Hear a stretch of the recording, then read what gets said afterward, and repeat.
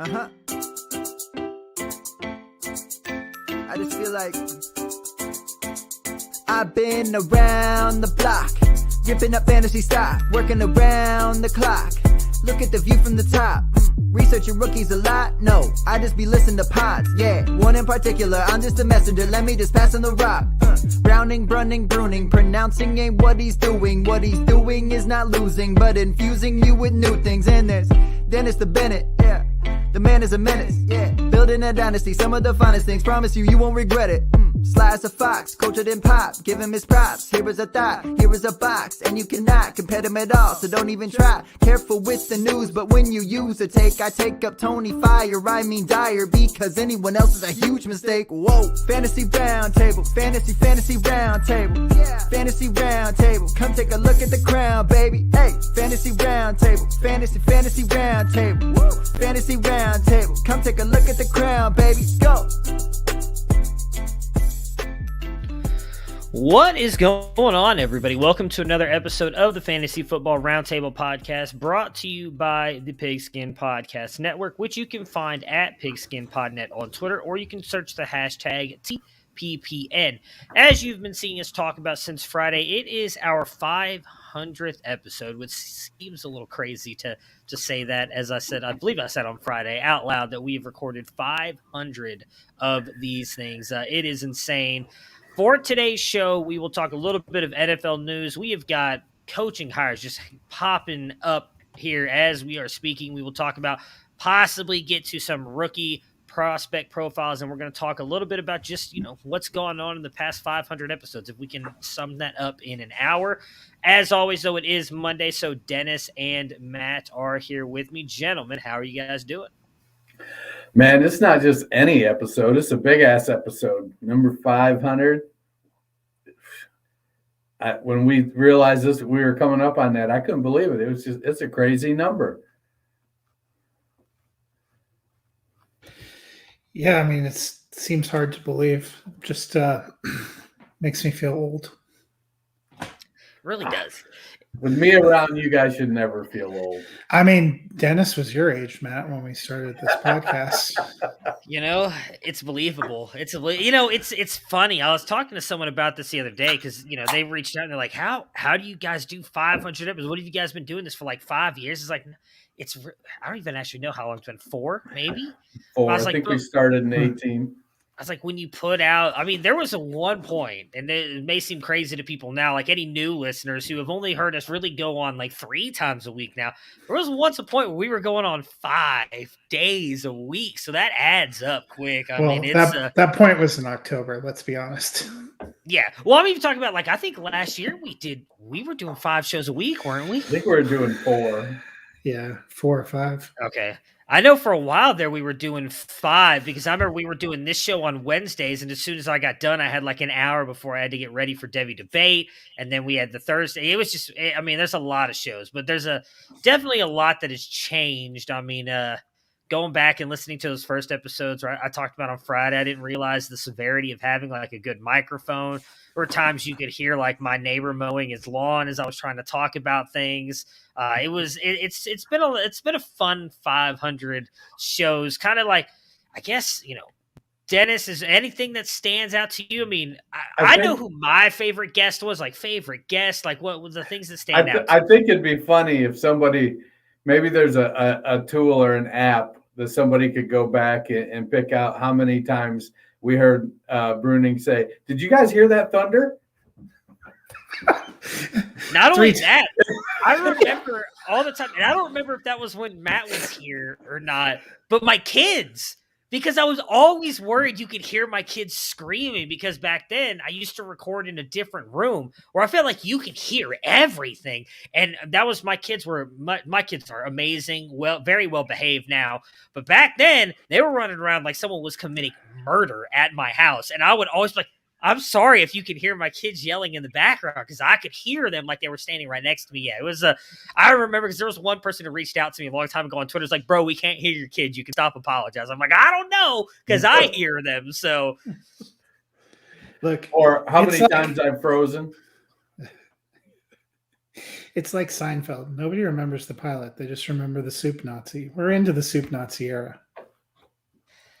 Yeah, I mean, look, I'm going to be honest. I'm kind of glad that people don't remember those first ones. I did a really good job, though, I think, of plugging in some like quippy little sound bites here and there, which was a lot of fun. I will admit that I don't miss at all. Like when I first started doing this, when me and Dennis first started doing this together, we didn't have the video. So there was a lot of like not knowing when the other person was going to finish talking because I would record straight like onto Audacity. And so there was sometimes that we would have like long pauses. And I didn't realize, like now, editing is so simple. Most of the time we don't edit anything out anyways. But if there's ever anything, I have like a little thing. I just mark it, good to go. I never did that. So there were times like I remember there were times when me and Dennis would break down the entire schedule. We'd go hour and a half, hour, 40 minutes. And then as soon as that was done, I'd go sit downstairs and re-listen to the entire podcast to edit every little bit of dead silence out. It would eat up like my entire night. And doing that 4 days a week, whatever it was, like it was, I am so glad that just doing it over and over again, like I've learned different things and easier ways to handle that stuff. Cause that was, it was a lot more work. Yeah. And Matt's now like, I look back and I'm screw the post-production now. Well, I think video has helped so much. Yeah.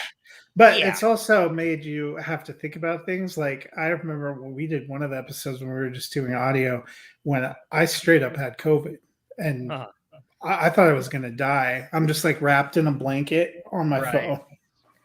Yeah, I mean, the video part does suck because now we have to look at least somewhat presentable every time. I guess I can't come up here. Like if I was, not that I did, but if I ever recorded naked, you guys have no idea. I'm just sitting here chilling, just doing whatever I want. I'm naked from the waist down now. Hey, we all are. Have you ever seen those business videos where the guys stand up and it's like their business suits or their shirts are tucked into their boxers? Like, we never had to worry about that. Really don't, because again, it's cut off here. But yeah, it's just funny going back and thinking about all that stuff because, like, if only I could just like send a message back in time to beginning podcasting, Matt, and be like, bro, you don't have to make this as difficult as you're making it. But for me, I'll say like we've had a ton of amazing guests come on, people in the community. We've had players come on, ex-players. I've got to say that my favorite was obviously the man with the jersey sitting right behind you there, Dennis Archie Griffin. I still hate. I have that saved on my computer, and my microphone was such crap back then. Like I could hear the echo a little bit, and I hate it because I feel like it ruins the experience for me when I go back and listen to it. But that was probably by far my favorite interview we've done. Player person we've got to talk to. Is there one that stands out for you guys? Is like something that's just kind of like a really cool moment for you when we got to sit and talk to somebody? I really enjoyed having Archie on. I think what was fun about that is that, he doesn't play fantasy football and he doesn't really do any podcasting kind of stuff. So he was just like, hey, let's talk about Ohio State, man. I love it. He was like, because he loves Ohio State football to this day.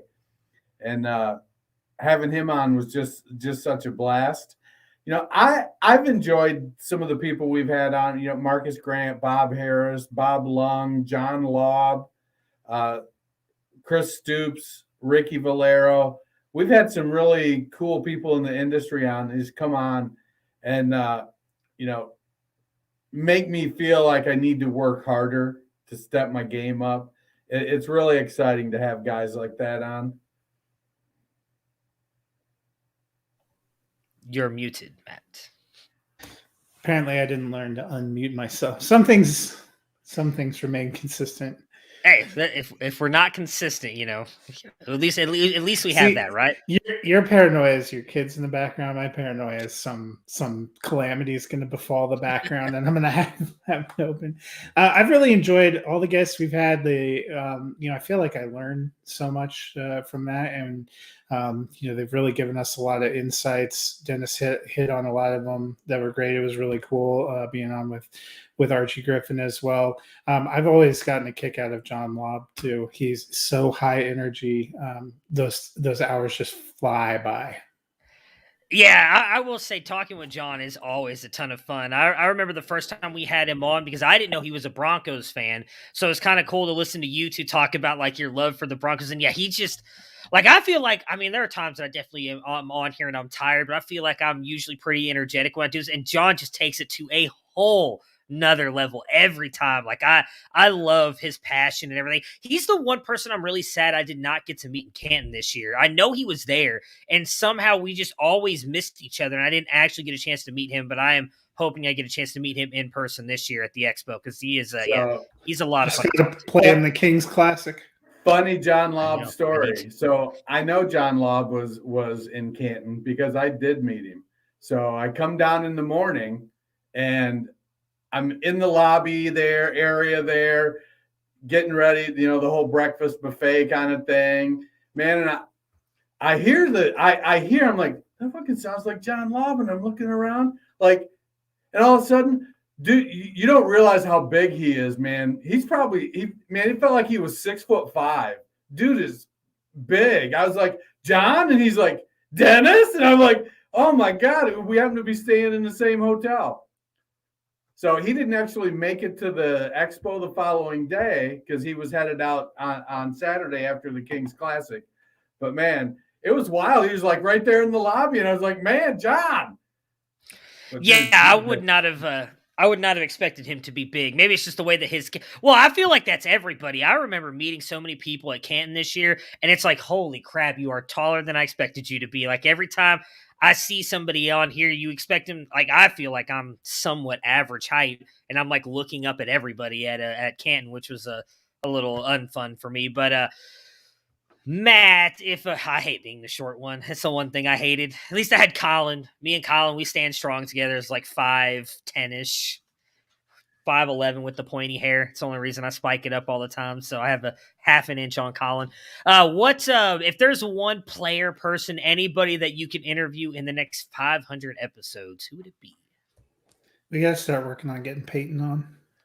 Peyton? I think he'd be an amazing guest. I really do. It'd be a lot of fun. Supposedly he lives here. I keep hoping one day I'm going to run into him at the grocery store, but I probably don't shop at expensive enough stores. Yeah, probably not. You don't strike me as a Gold Foods kind of guy. No. If I could have any player on, or retired player, I think I would like to have. I'm trying to think like who comes off as being like really funny and engaging. Like, Austin Eckler has really embraced fantasy. AJ Dillon has embraced fantasy. And I think more and more guys are more and more players are starting to get into fantasy. I think it would be fun to have somebody like Tyreek Hill on. I think he would be funny because he seems so goofy on the sideline. Baker Mayfield. Now he's probably not coming on because we got him as a low QB2. So he's probably not going to come on. He should have come on last year when we had him as QB1. QB12 for me every single year.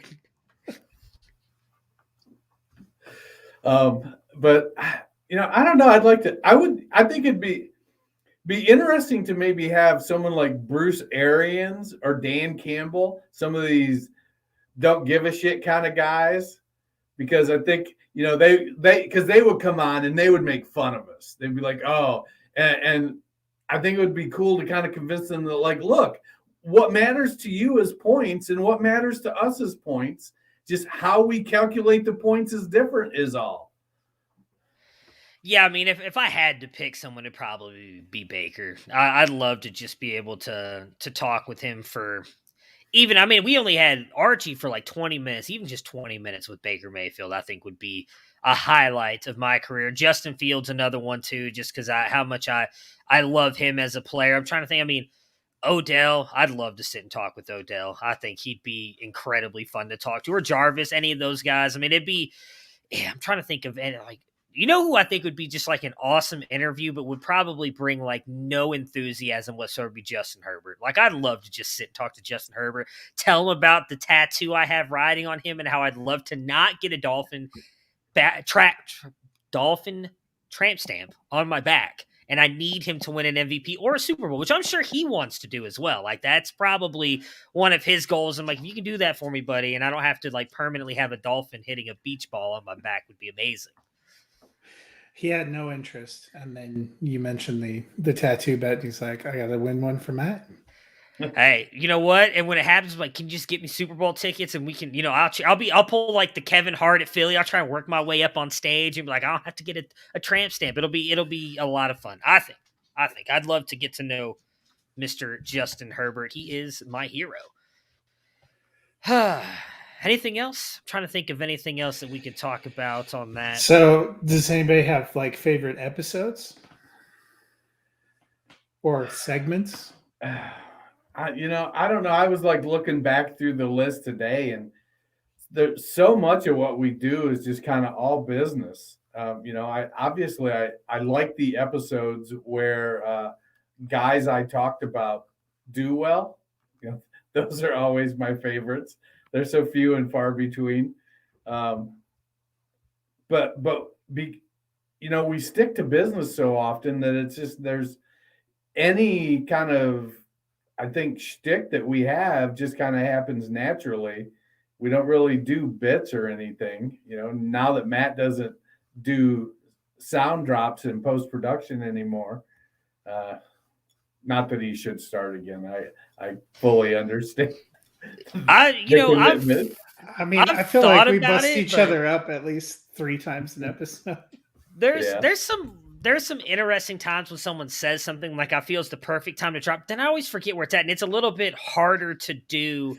That's probably not harder to do. I just need to write it down. I just get so kind of. I can barely read right most of the time. Like I got this show sheet that Matt spends all day on, and I'm up here and I just like butcher every other sentence, and I'm like, and then try to write down stuff to where the insert drops is probably just.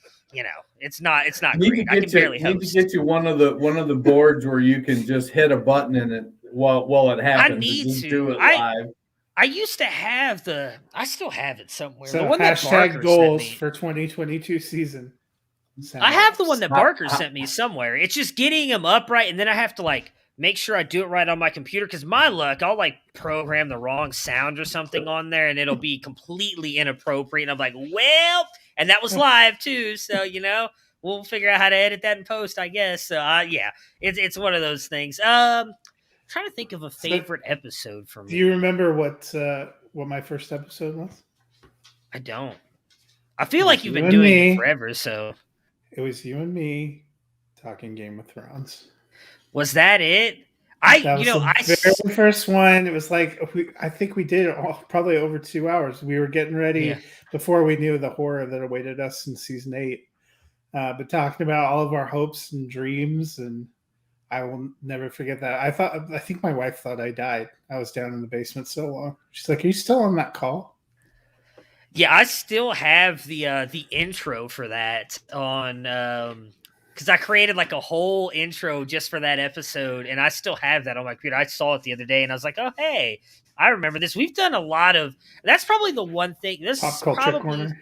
Some of my favorite episodes, just because we get to talk Marvel, and then we've had people in here like Austin has jumped in every once in a while and talked about different stuff with us. I do love talking about that stuff, getting all choked up over Iron Man passing away. I'm sorry, spoiler alert if you haven't watched that at this point. It's been 3 years. It's been 3 years now. Well, Sean McCoy waited 3 hours. I don't even think he waited 3 hours. He waited like 3 minutes. I know that happened, and I am not part of the Pop Culture Corner, and even I know that happened. But yeah, it's definitely been a lot of fun.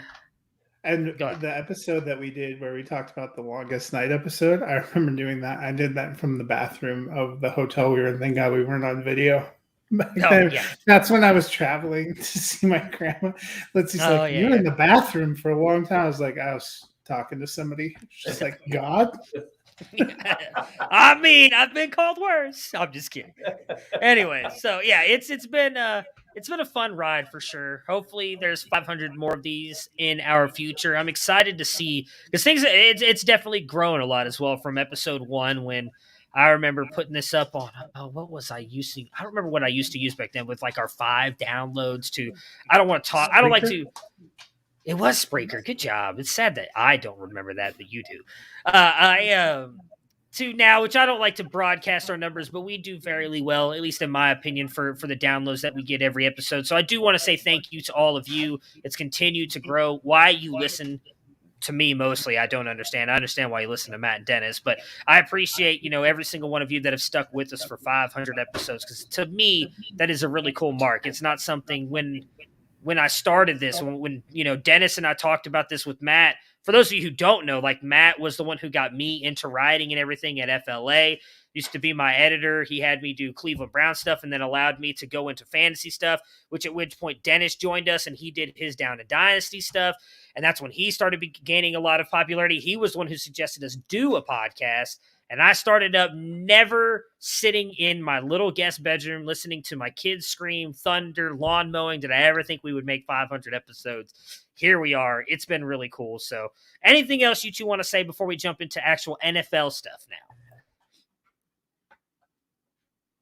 Oh, look, Dennis picked up my curse. I think Matt and I double clicked almost simultaneously. So when we started, I was like, there's all these writers we had started the Fantasy Football Roundtable group from FLA, and then we were starting a league, and the whole concept was like, hey, man, there's like 12 of us. We'll be this Fantasy Football Roundtable and start a show. And that way, no one person will end up having to carry all the weight for the show. There'll be we can always have 2 or 3 different guys on. We can do shows, and then Matt just did like every show. It's like everybody, myself included, was like, oh, I got kid stuff. I got this. I can't do it. And then it was like, Matt's like, I get off work at like 2:00 in the afternoon. He was posting episodes by 3:30.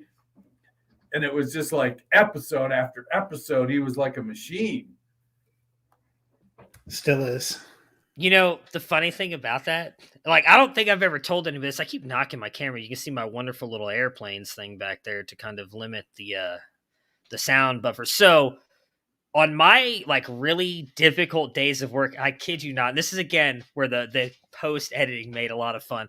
There were times that I would fall asleep while I was recording because I was so tired at times. And like, I'd be talking and then my wife would come up and be like, hey, you okay? I'm like, oh God, how long was I up here? She's like, for an hour and a half. I was like, well, let's go back to where the sound wave stopped so I know when I fell asleep, and let's figure out where I stopped so I can start back up again. That was back in the good old days. Now, the kids.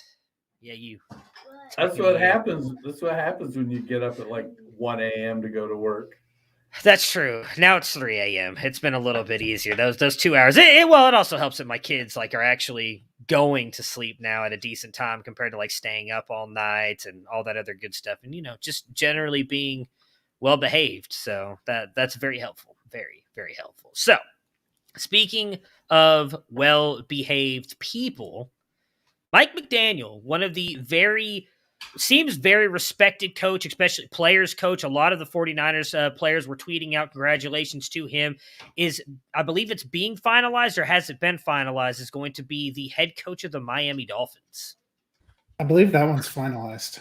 So he will be the head coach of the Miami Dolphins. He's the quote-unquote offensive coordinator. I know, obviously, Kyle Shanahan gets a lot of the credit for the way that the offense runs, but he is the run game coordinator for the 49ers, which probably means good things for whatever running back is drafted, because I don't think it is going to be the Myles Gaskin show there anymore. But Matt, what are your thoughts on Mike McDaniel getting a shot? Young too. He's been with Kyle Shanahan for like over a decade, right? Like 14, 15 years, and he's not even 40 years old yet. He actually started working for Mike Shanahan in Denver and went with Kubiak to Houston and was with him for a while.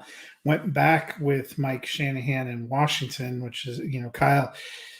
Sometimes you got to wonder about what Washington, why they weren't more successful, because at one point in time, I think they had McVay, LaFleur, Mike McDaniel, Kyle Shanahan, all there, and somehow it just never worked out. And then he proceeded on with Shanahan to Atlanta and San Francisco. Seems like an interesting hire. I think we have all been curious to see if the Dolphins can get the most out of Tua and some of their pieces on offense. So it makes sense that they kind of went with the younger offensive head coach to try to make some inroads there. And I'll be excited to see what he does. One thing you would say through all those systems he's worked in, they've always had a good and consistent run game, which is something that's been sorely lacking in Miami. I'll be interested to see what kind of backs maybe they try to get in free agency. Do they draft somebody? Can they maximize the potential of a Myles Gaskin? Now, for a number of years, he was just qualified. His title was offensive assistant. But for the last 4 years, he's been the running game coordinator or offensive coordinator for San Francisco. In those 4 years, San Fran has had 2 years of top 6 running back production and then 2 years outside of the top 12. I think it's a situation where I think he's like 38 years old or 36 years old. The proof is going to be in can he delegate? He is 38. How much is he going to be able to give up? Who's going to be his offensive coordinator? I feel like whoever his offensive coordinator is going to be somebody that's kind of the quarterback coach type of person. He'll stick with his bread and butter run game. Creation, work in. One of the things I read today, I think it wasn't Albert Breer. Who was it? Said that Shanahan would go and spend the beginning of the week working on the passing game. And then on Wednesday, he would then bring McDaniel in, whose job was to put together the run game for that week.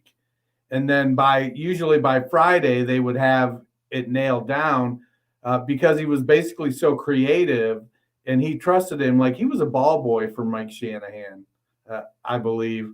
And so he was an intern. Yeah. And it's like he kind of has that, I think it's like a little brother type complex with Kyle Shanahan. And Kyle has always kind of brought him along wherever he's been because he believed in him as a coach. Now, I kind of am. I know that the desire is for them to bring in a big splashy running back, but they didn't do that in San Francisco. And so I don't know that I necessarily expect that. It would be wild to see with Salvon Ahmed and his explosiveness. Can he get something out of that? I'm not totally buying into the fact that they don't try to move on with the running backs they have.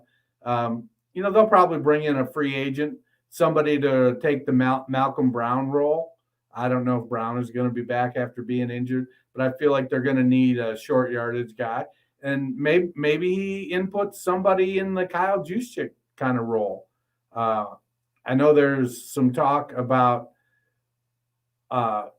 how they use the tight end, what kind of thing can happen there. Gesicki is, well, I think, is he a free agent or is? Yeah, he is a free agent, and that's a big. There are a lot of questions about Miami personnel that kind of have to be answered. Will Fuller never really worked out as a free agent. Waddle Never and really Tua worked are out going to as be a there. draft pick either. Buddy, Bazinga. Maybe Duke Johnson will stay. Maybe they did sign. I think they did sign Duke to a 2-year deal. No, all joking aside, he actually looked really good in that offense that they were running at the end of last season. He looked like he still had some juice left. Well, I mean, he's had a couple of years off, so it's not like he's had a lot of wear and tear these past couple of seasons. Yeah, I think it's a very interesting hire. I'm very curious to see how well it works. I mean, he gets a lot of love. It seems like a lot more this year than recent. Like, I'm going to be honest, I don't know that I ever knew who, Mike McDaniel was until this year. And then he really started to become popular with his press conferences and like how much fun he had with those. He had the Mike Jones thing earlier this year. Seemed like a lot of people really started to kind of like fall in love with him and his personality. And now he's getting a shot. I mean, I'm all for it. Obviously, I'm still, as I've said before, I don't understand why.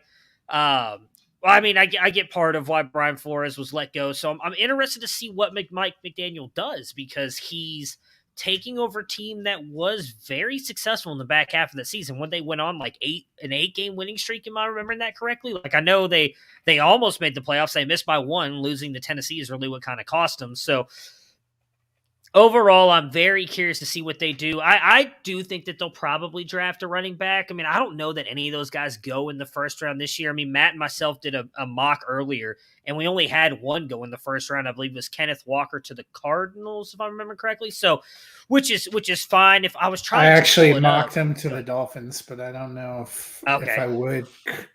I mean, I think it depends on what's out there. Miami, you can make a case for them building an offensive line, but the way we had done that mock, there were so many linemen that were gone. I feel like probably running back is a big need. It's whether they want to go for a big one. They've eschewed that the last couple of years. Maybe they circle back, but Dennis is right. That's never really been. If he seeing him come from the Shanahan, both Mike and Kyle, neither of those guys has been about a big name running back necessarily. It's about finding good draft value. So you would think if they follow that, they're more likely to get somebody like an Elijah Mitchell kind of guy that comes later that they figure out how to use. Well, I mean, Kyren Williams. There could be some of those guys. I mean, I know Dameon Pierce has gotten a lot of love this week because of the Senior Bowl. I don't know that he might now with all the love that he's getting, how great he was this week. Maybe he gets up into the third round. He's a guy that probably wasn't going around there. I mean, I've been big on Abram Smith. He's a guy I don't think maybe end of day 2. So I think the thing with them is who and how do the running backs fall? Because I think if the right guy falls, I mean, Breece Hall I think would be good in that offense. Same with Isaiah Spiller, Kenneth Walker. I think any of those guys could be good in that system. If any of those guys fall far enough, will the 49ers take them? And at that, or 49ers, I'm sorry, it'll be the Dolphins now. And what that could mean for them. Lovie Smith, Dennis, is practically, it seems like, going to be the guy they've announced he's going to be. I don't think that they've announced the final contract details, but he is being hired now as the head coach of the Houston Texans. Your thoughts? He got the obligatory 1-year contract to coach the Houston Texans, and it'll be somebody's turn next year. You know, I think Lovie is a pretty good defensive coordinator, but after he left the NFL before and went to Illinois, now as a Big Ten guy, I grant you, there's not a high bar for success at Illinois. And I think he was like 6-13 or something like that, or it wasn't a great record at Illinois. I don't know what's going on in Houston, man. I just don't know. It almost feels like they had decided Flores is our guy. We're going to bring him in. That'll salvage the relationship with Deshaun Watson. And then Flores sued the NFL, and it's like, can't do that now. So, well, that doesn't go, that goes against what the NFL is trying to do, I think, as far as advancing minority candidates. I do think you're probably not going to make an offer to somebody who has a job offer to somebody who has an active lawsuit against you. Unless they'll drop the lawsuit. But Lovie, I feel like it's a situation that's shitty. And I think it's shitty because of the front office. And I think there are guys like Eric Bieniemy who are like, nah, thanks. I'm good. I'll wait it out another cycle. I think Bieniemy at this point is cherry picking, and he's saying, look, I've proven what I can do, and so I'm not gonna take just any shit job just to be a head coach. And that's kind of what Houston is, and I think the hiring of Lovie Smith kind of tells me, it's like, why the heck did you fire David Culley then? I mean, it doesn't. There's no rhyme or reason other than having to go, well, we fired our other coach, so I guess we got to hire somebody. That's 100% how I feel. No offense to Lovie Smith, who's been, I thought he did a decent job for a few years there in Chicago. Didn't really work out in Tampa Bay. Didn't work out that well in Illinois. I'm sort of fascinated because he ran the defense for the Texans last year, and I wouldn't exactly say they had a defense. But I feel like they fired David Culley. I didn't think that was a great move at the time. I thought it seemed a little unfair for a guy that we kind of all thought helped that team outperform modest expectations.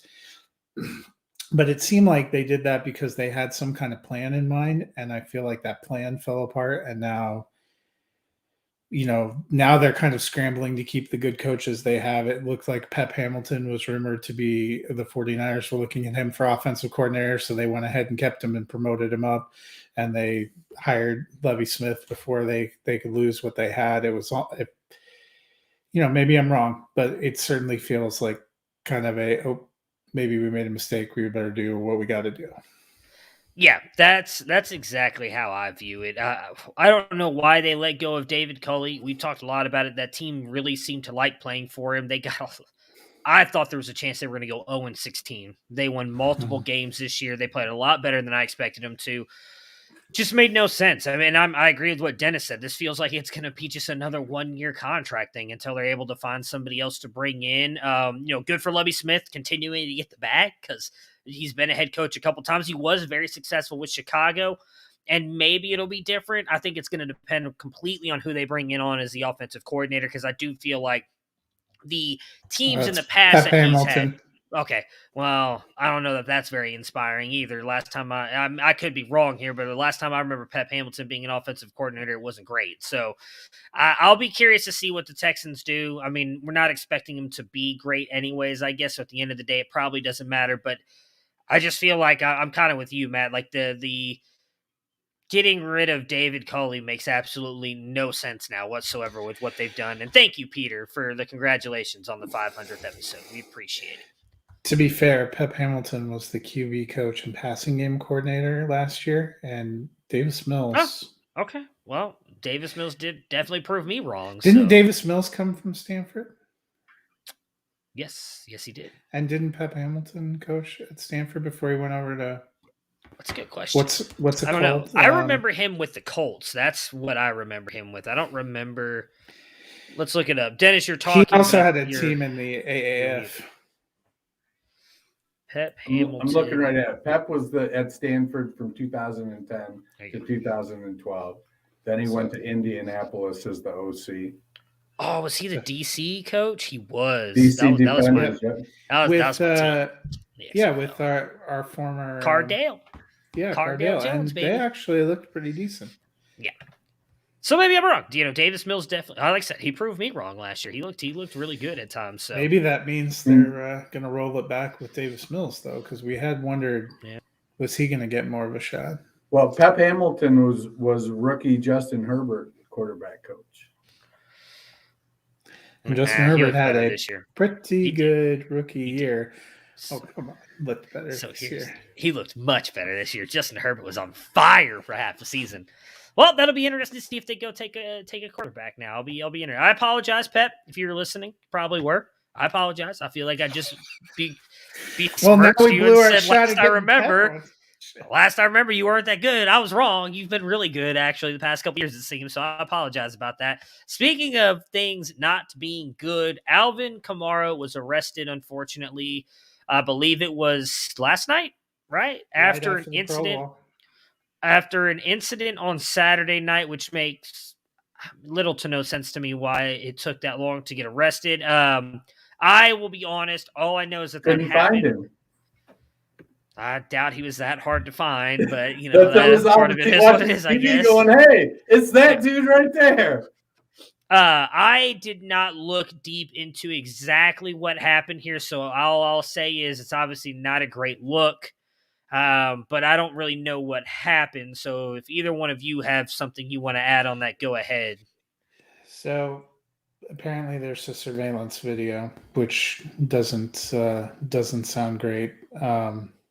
It was a pretty serious charge. He was charged with battery resulting in substantial bodily harm, which is a felony in Nevada and would carry jail time. So this is going to be, there's the moral part of it, which, thoughts and prayers to the victim and wait and see how it plays out from a fantasy perspective. That's something you're going to have to watch very, very closely. You know, I've heard a couple different versions. One is that it was a fan who was excited and without permission reached up and touched Kamara's hair. And Kamara jacked him, knocked him out. So I don't know that, you know, the fan certainly doesn't have the right to touch him, but I don't know that warrants knocking him out. But I also, you know, it's Saturday before the Pro Bowl. I suspect everybody was hungover on Sunday playing that game, maybe 75% of them. I shouldn't say everybody. You know, it's painting with quite a broad brush. But, I mean, they're out at a club in Las Vegas before the Pro Bowl.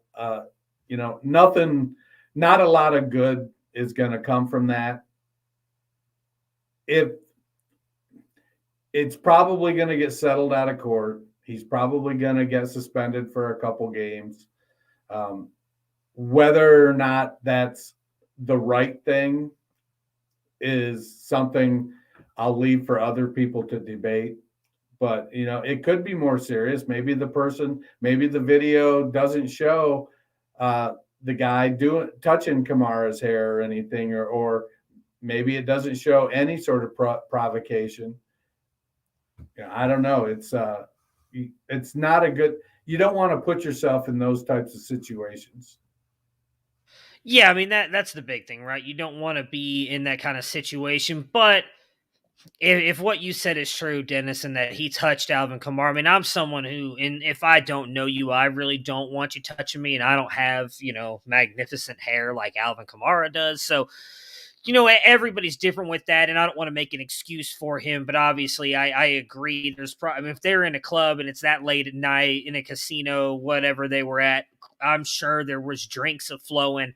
Not everybody's probably thinking clearly, including the person who touched Alvin Kamara. So still, it's a bad story all around. You'd like this not to happen. Obviously, as Matt said, hopefully the victim is going to be okay. And you know, we'll see what happens and what this means for Alvin Kamara. We can't, you know, we'll see. I don't want to project and say, oh, well, he could be in jail, suspensions. We'll talk about that when it happens. But just still not a great look. The one thing I will say is we have never heard one inkling of bad stuff about Alvin Kamara off the field. So I don't think this is like some kind of trend or anything like that. It seems to be just kind of a one-off bad incident, and I will say I tend not to try and judge people off of one bad move, especially this could be the worst thing that Alvin Kamara has ever done in his life.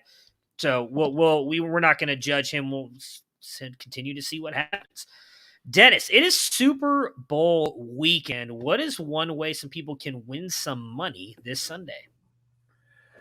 The moment we've been waiting for since September is finally here. In honor of the big game, DraftKings Sportsbook, an official sports betting partner of Super Bowl 56, is giving new customers 56-1 odds on either team. Just bet $5 and get $280 in free bets if your team wins. DraftKings Sportsbook is now live in New York, meaning you can bet from almost a third of the country. If Sportsbook isn't in your state yet, play DraftKings Daily Fantasy Football Contest for Super Bowl 56. New customers can get a free shot at $1 million top prize with their first deposit. Download the DraftKings Sportsbook app, use promo code TPPN, and get 56-1 odds on either team. Bet just $5 and get $280 in free bets if your team wins. That's promo code TPPN at DraftKings Sportsbook, an official sports betting partner of Super Bowl 56. 21 or older, minimum age and location requirements vary by jurisdiction. See DraftKings.com/sportsbook for full list of requirements and state-specific responsible gaming resources. Void where prohibited. Get a gambling problem? Call 1-800-GAMBLER. In Tennessee, call or text the Tennessee Red Line, 1-800-889-9789. In Connecticut, call 888-789-7777 or visit ccpg.org/chat. In New York, call 877-8-HOPE-NEW YORK or text HOPE New York 467-369. I like the other way. We did it better. Good old Hope, New York. Gotta love it. All right. So let's talk a little bit about some rookie profiles here. We're going to do running backs. And we're going to talk about probably the 3 top guys for everybody. Matt, since you've been going first, I'm just going to let you keep that train rolling. You are going to be talking about Kenneth Walker. Yep, Kenneth Walker III. Probably the one that has maybe the most juice going into the draft because of having a huge 2021 season. He started out Wake Forest for a couple of years. Didn't get a ton of opportunities, seemed to look pretty decent when he got opportunities. Averaged 5.9 yards per carry, only got 98 carries in 13 games in his first year, Wake Forest. Only got 119 carries in his second year, but averaged 4.9 yards, but then transferred over to Michigan State. And obviously the Big Ten, a huge running conference. 12 games, he got 264 carries.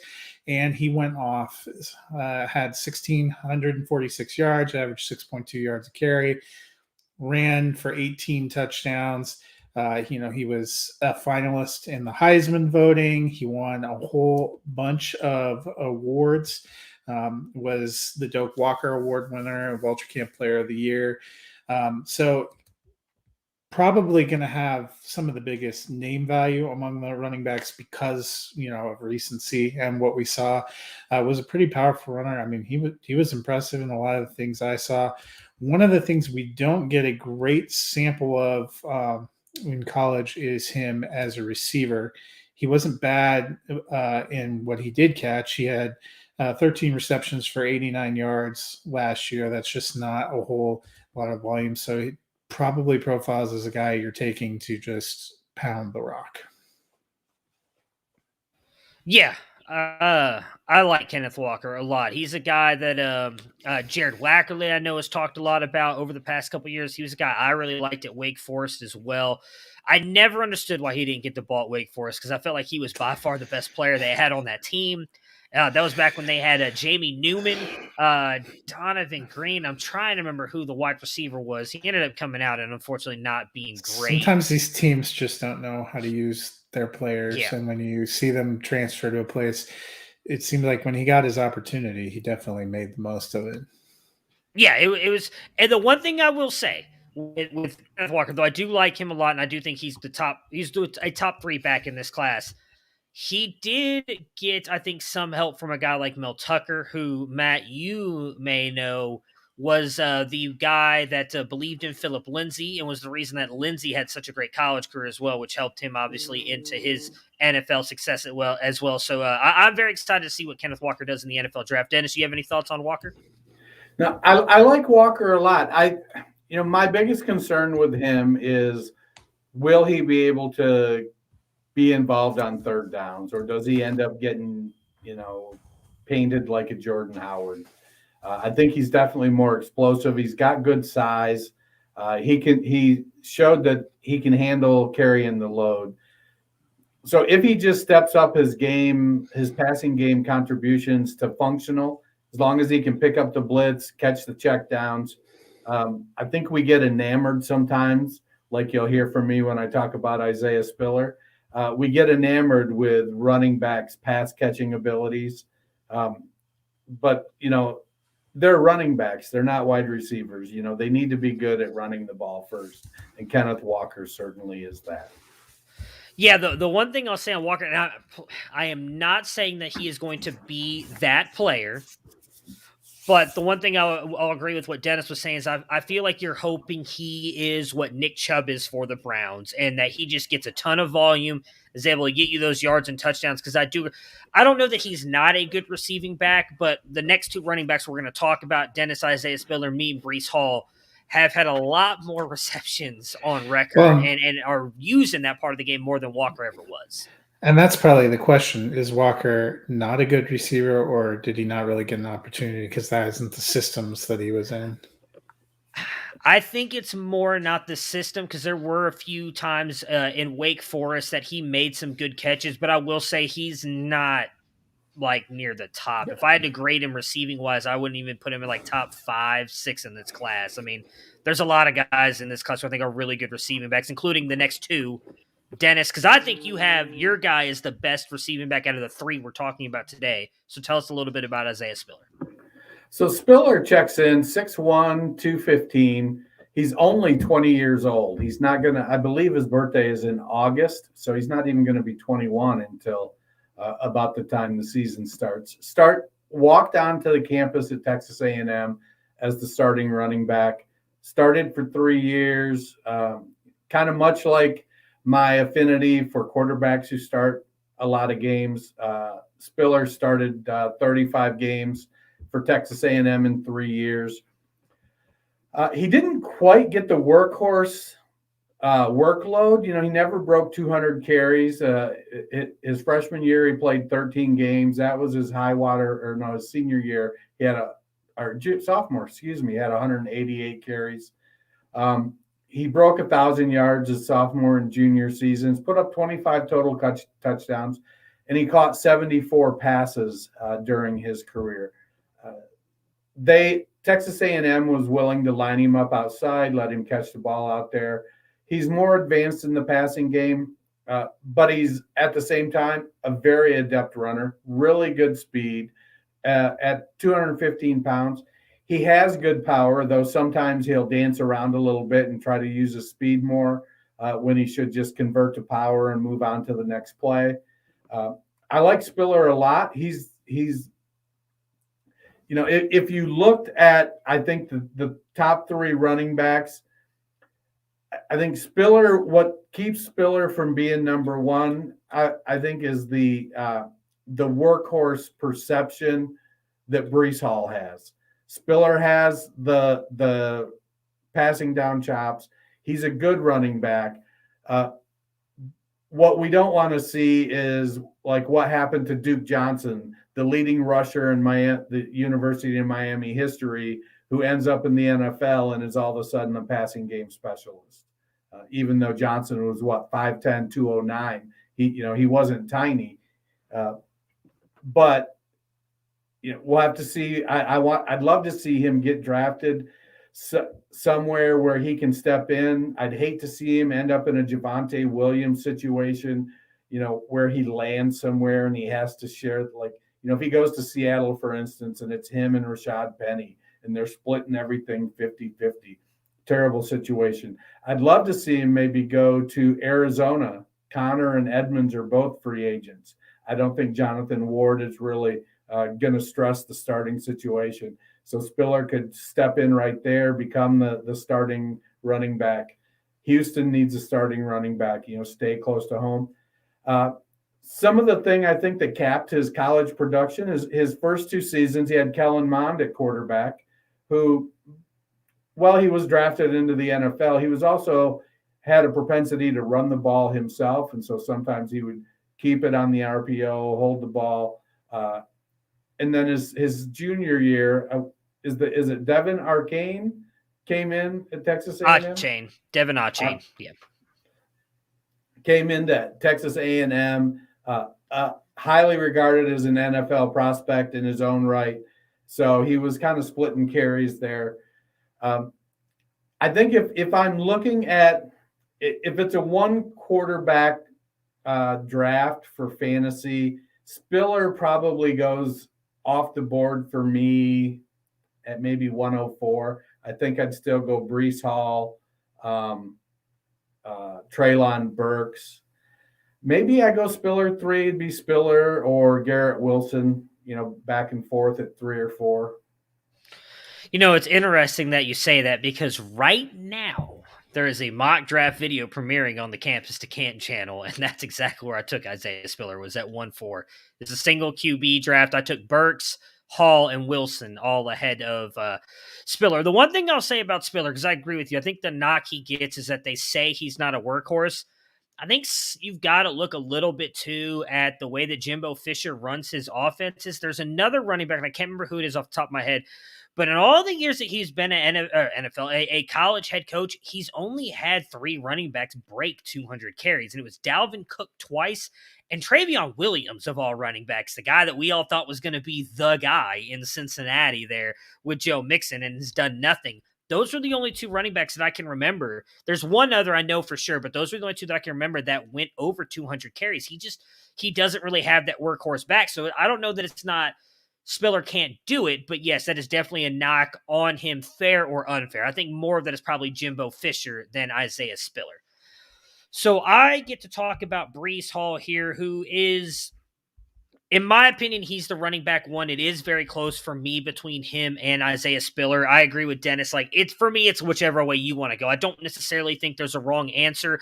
I think we can all admit that all 3 of these guys, who are likely the top 3 for everybody, aren't really RB1 potential, but they're probably consistent RB2s for fantasy, depending on where they go. The big thing will be for like a Hall and a Spiller. If they get a lot of receptions, maybe they jump up into that wide receiver 1 range. Breece Hall, though, coming into college was not a highly recruited prospect like Spiller was. He was the 339th player, 22nd RB in his class. He was a 3-star. He got his 4-star right at the end of the process. Did, though, all the way back in high school show a lot of that receiving chops. He had 32 receptions for over 718 yards, and that's just in 2 years. I could not find the other 2, but I'm almost positive he had close to like 60 receptions in high school. So he was a good receiving back as well in high school. Comes into college, and he was not expected to be the starter as a freshman, but he takes that job over, gets 186 carries for 897 yards and 9 touchdowns, adds 23 receptions for 252 yards, and then that just continued to pile up every single year. His biggest year being the COVID season in 2020, where he had 279 yards for 1,572 rushing yards, 21 rushing touchdowns, 23 catches for 180 yards. This year had even more catches, 36 catches for 302 yards. So he can do it all. I do not think he is quite as good a receiving back as Isaiah Spiller is, but he is not bad at all. Like, it's a very small margin between the 2 of them. The biggest thing you're going to see with Breece Hall that I think he gets knocked for is he doesn't have that home run speed. I've said it before. I'll say it again. I don't care about that. Like, if you have that, it's a plus. It's definitely a feather in your cap, but I don't need my running back to take every single run to the house. What I love about Breece Hall is that he's very good footwork. He seems to be very light on his feet for his size. He has incredible vision. He almost always hits the hole. He is very patient, and he hits cutback lanes when he needs to, and he's always getting yards. So I went and did it, and I wish I had my notebook in front of me. I've gone back the past 4 draft classes and done a no gain loss ratio for every single running back. I've done I think last year's class, I did 10 of the running backs. I mean, pretty much Breece Hall. I have not finished this year yet, but his freshman season and his sophomore season both came in at 11%. That is up there with guys like Zeke, Jonathan Taylor, J.K. Dobbins. Jonathan Taylor and J.K. Dobbins are 2, actually, of the only running backs who had a less than double percentage. So, there was one. J.K. Dobbins surprisingly has the lowest, which kind of surprised me, at 8% one year. His freshman season, which Dennis will probably remember because nobody expected J.K. Dobbins to be there, but Mike Weber gets hurt, comes out, and just has a phenomenal season. 8% of his runs went for no gain or loss. Breece Hall, 2 years in a row, was at 11%. That is very good. That means he's getting positive yards on almost every single play. That is what I like about him so much, is that matters not just to college, but to NFL offenses. When you can hand the ball to a guy, and he may not get you 60 yards on the run, but if he gets you 4 or 5, and next thing you know, it's 2nd and 5, and then 3rd and 1, and he's a guy that doesn't have to come off the field for 3rd down because he is a good receiving back. I think Breece Hall is going to be a very good running back in the NFL. Legitimately, the only thing I have against him is he doesn't have home run speed. Outside of that, he's a very good running back. A lot of people are going to, in my opinion, I don't want to offend anybody, give kind of like a lazy comp to David Montgomery because they went to the same school. They're almost built the same. They almost kind of do a lot of the same things.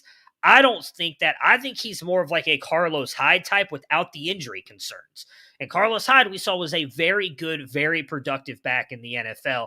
That's what I think he can be, but he's a better receiver than Carlos Hyde. Well, we never really saw Hyde put out the receiving ability. We saw him get a lot of receiving volume, I believe, when he was with the 49ers, but it never really turned into much, and I don't think he was the receiving back that Hall is. Breece Hall, overall, I think is going to be a very good running back. probably if he gets a lot of receptions, the volume in the receiving game will and can turn out some RB1 years, but I think more than likely he's going to consistently be in like that 13 to 18 range every single year. He's just going to be a running back. You can plug in your lineup every single week. It's going to get you like 10 to 14 points, depending on if he gets you a couple touchdowns. And he's just going to be a set it and forget it kind of guy. Like he's never going to be that sexy name, but he's going to be a guy that you're going to be happy you have on your team because he's going to produce for you every single week. Thoughts? You guys made me excited to see where some of these people land. Hopefully they don't land in any dreadful. What would maybe be an ideal landing spot, you think, for him to maximize? So it's hard to say because I was trying to pull it up. So him and I think both him and Spiller both were like heavy zone running backs in college. I don't know. Miami was one of those, but I don't think, and maybe it's just me. I don't think they do a lot of zone running with the 49ers. So I don't think McDaniels is going to keep that. Like, I think they ran like 75% zone running out of Miami when Brian Flores was there. But Atlanta is one of the highest zone running teams. And obviously, if either one of those guys lands there, that's a great spot with what we've seen with Arthur Smith. I still think Miami would be a good spot. Arizona is another spot that has done a lot of that as well that I think would be a good spot. I mean, I know they've still got Chase Edmonds there and someone that is – Connor has said he wants to go back there. I don't know if they keep him there. But I do think that Cliff Kingsbury seems to want that running back that can do it all. And I think if either one of those guys were to go there, as long as he doesn't – I've done a lot of these mocks where like I do like these predictive mocks on different things and like – Brees Hall keeps landing with the Ravens for some reason. I would hate that. Like, I love Dobbins, and I think he'd take that backfield. Now, we've seen what Dobbins and Edwards have been able to do together. Maybe he takes over in that Edwards role. But I honestly think wherever he goes, he likely has a chance to produce, as long as it's not to, like, the Giants behind Barkley or Titans behind Henry, anything like that. Dennis is right. Both Edmonds and Connor are free agents. Ah, okay. Well, even better. Now, have you established, going back through the last 4 seasons, a threshold for your loss, no gain line? So yes. So, well, in doing that, I'm obviously basing it off right now because I've just started doing, like, I just started doing this a year ago was the first year I actually started looking at this just to see what would any players who have come in, to 12% have been effective in the NFL. And that includes a guy like James Robinson, who was very hard to find that on, by the way. I had to literally go game log by game log for, I don't even remember the college he played for, but anybody over that, there's not been anybody who has fallen under the 12% that has not been good in the NFL. Then 13 to 16 has been average backs, and then anything above that not really showed much NFL success. I think the one, which we haven't seen a lot of that, if I'm being fair, Khalil Herbert was one who did have a couple good games for the Bears. His best was a 14%. There was someone else who that was, I guess, if you want to say he was the outlier, he had like 2 years of 20%. And I can't remember for the life of me who it is, but he's actually been fairly good in the NFL. But for the most part, anybody who's been, like I'm talking to the Jonathan Taylor, Zeke, like Clyde Edwards-Helaire was the guy I just did recently, and you would think he'd have a good one, right? Because everybody said he was a good running back. He never finished above 16% ever. And it's very interesting. I don't know that this is very predictive yet. I'm not good with stats, if I'm being honest. I'm just going based off. I've been trying to go back and build more and more of this as I can, the more time I have, to kind of see if there is anything there, if it's just dumb luck. Because I will also be honest, like some of it, your offensive line matters as well, because although I will say Cam Akers, 2 years, which we all talked about, had the worst offensive line in college football, Florida State, right? Had a 13% 1 year and a 15%, which falls into that grade 2 of running backs. So it does, I think, matter somewhat for running backs just to be able to hit that hole and get positive yards. And some of it does matter, volume and offensive line as well. Okay. Yeah, it's interesting that CEH is kind of struggling. Yeah, I was expecting his to be a little bit better, especially because of that. Now, I have not finished his last season, the incredible 2019 offensive year. But I think the one thing that hurts him is he caught a lot of passes, which that doesn't get factored in at all. It's just strictly what you do running the ball. But I'm going to try and finish his up later this week, and I'm going to tweet something out about that because let's be honest. I mean, we talked a lot about it. None of us changed our ranking of CEH when he got drafted in the first round. He was all lower running back for us. None of us boosted him up, and a lot of people did. And I think some of that is the point on that. Like, you've got to stick with your analysis regardless of where they get drafted because draft capital matters, but it shouldn't be the end-all, be-all. And I think that's part of the issue we all had with, not us, but other people had with Clyde Edwards-Helaire.